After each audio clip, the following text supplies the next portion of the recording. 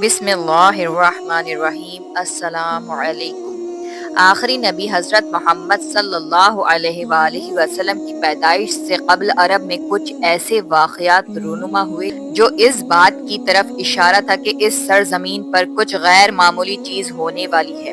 ان واقعات میں ایک حیرت انگیز واقعہ اصحاب فیل اور ابابیل کا حادثہ ہے، جسے اللہ تعالیٰ نے قرآن مجید کے سورہ فیل میں بھی ذکر کیا ہے، اور جو عربوں کی تاریخ کا ایک عجیب سانحہ تھا۔ حضرت محمد صلی اللہ علیہ وآلہ وسلم کی ولادت سے قبل عرب کے جنوب میں واقع ملک یمن پر ایک بادشاہ کی حکومت تھی، جس کا نام ابراہہ ابن اشرم تھا۔ ابراہہ نصرانی تھا اور کسی زمانے میں حبشہ کے بادشاہ نجاشی کا کمانڈر رہ چکا تھا۔ اس نے یمن کے بادشاہ ذونوا کو ایک جنگ میں شکست دے کر خود کو نجاشی کا وفادار ثابت کیا۔ اس طرح نجاشی نے ابراہہ کو یمن کے تخت پر بٹھا دیا۔ جب ابراہہ کو معلوم ہوا کہ عرب کے لوگ کعبے کو نہایت ہی مقدس تصور کرتے ہیں اور ہر علاقے کے لوگ کعبے کی زیارت کے لیے مکہ کا سفر کرتے ہیں، تو اس نے یمن کے دارالخلافہ صنعا میں ایک عظیم اور نہایت ہی خوبصورت گرجا گھر تعمیر کروایا۔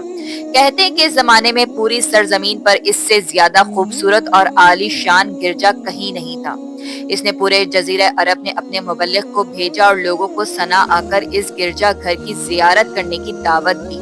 دراصل ابراہہ کا مقصد یہ تھا کہ عرب کے لوگ مکہ کے بجائے یمن آئے اور اس طرح صنعا عرب کا مرکز بن جائے۔ ساتھ ہی کعبے کی عظمت کو ختم کر کے اس گرجے کو مقدس بنا دیا جائے تاکہ زیارت اور عبادت کے ذریعے مال بھی کمایا جا سکے۔ جب عرب کے لوگوں کو اس ارادے کا علم ہوا تو وہ طیش میں آ گئے اور بہت ہی غضبناک ہوئے، باوجود اس کے کہ عرب کے بیشتر قبیلے مشرک تھے، مگر وہ کعبے شریف کی بہت ہی عزت و احترام کرتے تھے، کیونکہ یہ جگہ حضرت ابراہیم علیہ السلام کے آثار اور مقام سے منسوب تھا۔ لہٰذا مشرکین عرب نے ابراہہ کے اس عمل کو اپنے دین کے لیے خطرہ جانا۔ خاص کر قریش مکہ اس سے بہت زیادہ خائف ہوئے، لہٰذا بنو کنانہ کا ایک شخص غصے میں یمن گیا اور ایک رات اس گرجے میں داخل ہو کر ایک حصے میں آگ لگا دی، جبکہ دوسرے حصے میں نجاست اور گندگی پھیلا دی۔ جب ابراہہ کو اس کی خبر ملی تو اس نے اپنا صبر کھو دیا اور مسیح کی قسم اٹھاتے ہوئے کہا کہ وہ اپنے اس عبادت خانے کی توہین کا بدلہ کعبے پر حملہ کر کے لے گا۔ لہٰذا اس نے حبشہ کے بادشاہ نجاشی سے مدد طلب کی اور ہاتھیوں کا ایک عظیم لشکر منگوایا۔ وہ لشکر سمیت یمن سے روانہ ہوا تاکہ کعبے کو ڈھا کر اس کا خاتمہ کر دے۔ ادھر عرب کے تمام قبیلے ابراہہ کے خلاف اٹھ کھڑے ہوئے اور اسے شکست دینے کے لیے میدان جنگ میں کود پڑے، لیکن ابراہہ کے اس عظیم لشکر کے آگے عرب کا ہر قبیلہ شکست کھاتا چلا گیا۔ بنو سلیم، بنو خطفان، بنو اسد اور بنو سخیر جیسے بہادر قبیلے نے بھی ابراہہ کے آگے ہتھیار ڈال دیے۔ جب ابراہہ کا لشکر طائف کے قریب پہنچا تو اس نے ایک دستہ مکہ روانہ کیا۔ جب وہ دستہ مکہ کے قریب پہنچا تو اونٹ دیکھے، لہٰذا انہیں غنیمت سمجھ کر اپنے قبضے میں لے لیا۔ یہ اونٹ قریش مکہ کے سردار جناب عبد المطلب کے تھے، جو حضرت محمد مصطفیٰ صلی اللہ علیہ وآلہ وسلم کے دادا تھے۔ ان اونٹوں کی تعداد 200 یا 400 تھی۔ جب یہ خبر عبد المطلب کو ملی تو آپ مکے سے باہر آئے اور جہاں ابراہہ کا لشکر ٹھہرا تھا وہاں جا کر ابراہہ سے ملاقات کی درخواست کی۔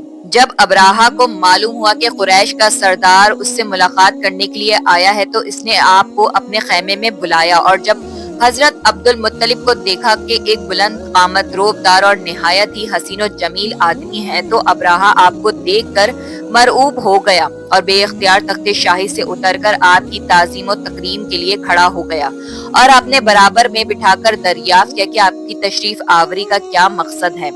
حضرت عبد المطلب نے جواب دیا کہ ہمارے اونٹ اور بکریاں وغیرہ جو آپ کے لشکر کے سپاہی ہار لائے ہیں، ان سب مویشیوں کو ہمارے سپرد کر دیجیے۔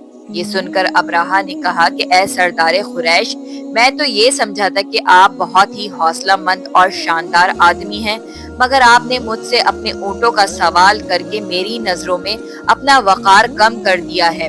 اونٹ اور بکری کی حقیقت ہی کیا ہے؟ میں تو آپ کے کعبے کو توڑ پھوڑ کر برباد کرنے کے لیے آیا ہوں۔ آپ نے اس کے بارے میں کوئی گفتگو نہیں کی۔ حضرت عبد المطلب نے کہا کہ مجھے تو اپنے اونٹوں سے مطلب ہے، کعبہ میرا گھر نہیں بلکہ وہ خدا کا گھر ہے، وہ خود اپنے گھر کو بچا لے گا۔ مجھے کعبے کی ذرا بھی فکر نہیں ہے۔ یہ سن کر ابراہہ نے کہا کہ اے سردار مکہ، سن لیجئے، میں کعبے کو ڈھا کر اس کی اینٹ سے اینٹ بجا دوں گا، روئے زمین سے اس کا نام و نشان مٹا دوں گا۔ اس کے بعد ابراہہ نے تمام جانوروں کو واپس کر دینے کا حکم دیا اور عبد المطلب تمام اونٹ اور بکریوں کو لے کر مکہ واپس آ گئے۔ آپ نے مکہ کے لوگوں سے کہا کہ وہ پہاڑوں میں پناہ گزیر ہو جائیں، لہٰذا مکہ کے تمام قبیلے مکہ سے باہر نکل گئے، صرف عبد المطلب مکہ میں اکیلے رہ گئے۔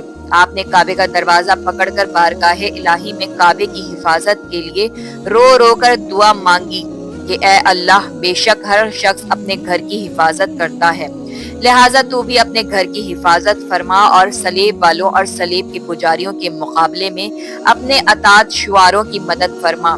ابراہہ جب صبح کو کعبہ ڈھانے کے لیے اپنے لشکر جرار اور ہاتھیوں کی قطار کے ساتھ آگے بڑھا اور مقام مخمس میں پہنچا تو خود اس کا ہاتھی، جس کا نام محمود تھا، ایک دم بیٹھ گیا۔ وہ اپنے ہاتھی پر جتنا دباؤ ڈالتا وہ آگے نہ بڑھتا، لیکن جب وہ اس کا رخ یمن کی طرف کرتا تو وہ فوراً چل پڑتا۔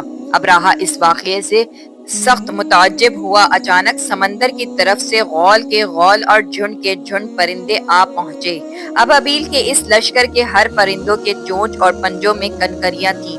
انہوں نے اس زور کی سنگباری کی کہ ابراہہ کی فوج بدحواس ہو کر بھاگنے لگی، مگر کنکریاں چھوٹی چھوٹی تھیں، وہ خہر الہی کے پتھر تھے کہ پرندے جب ان کنکریوں کو گراتے تو وہ سنگریزے ہاتھی کے بدن میں چھیدتے ہوئے زمین پر گرتے تھے۔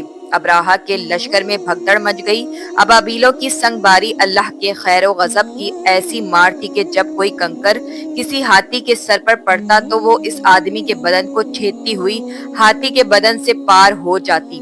ابراہہ کے فوج کا ایک آدمی بھی زندہ نہیں بچا اور سب کے سب ابراہہ اور اس کے ہاتھیوں سمیت اس طرح ہلاک و برباد ہو گئے کہ ان کے جسموں کی بوٹیاں ٹکڑے ٹکڑے ہو کر زمین پر بکھر گئیں۔ اس واقعے کے بعد عربوں میں قریش مکہ اور کعبہ شریف کی اہمیت و عظمت مزید بڑھ گئی اور چند مہینے بعد ہی اسی سال نبی صلی اللہ علیہ وآلہ وسلم کی ولادت ہوئی۔ یہ سال عام الفیل کا سال کہلایا۔